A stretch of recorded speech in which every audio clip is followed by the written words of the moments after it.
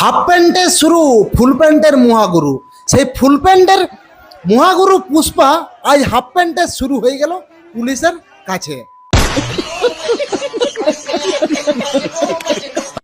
10-12 দিন আগে একটি ভিডিওতে আমি বলেছিলাম, পশ্চিমবঙ্গে যদি বিজেপি আসে এই জাহাঙ্গীর খানের কিন্তু দিনগুলো শুরু হয়ে যাবে।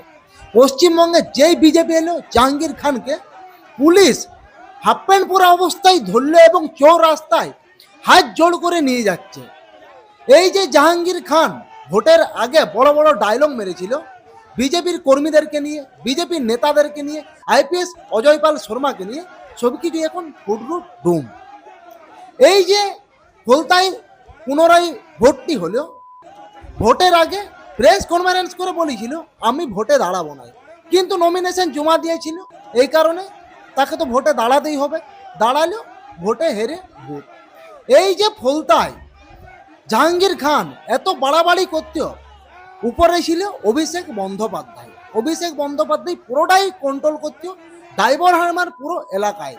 এবং এই জাহাঙ্গীর খানের হাত ধরে 7 লক্ষ ভোটে অভিষেক বন্দ্যোপাধ্যায় গতবার কিন্তু জিতেও এসেছিল।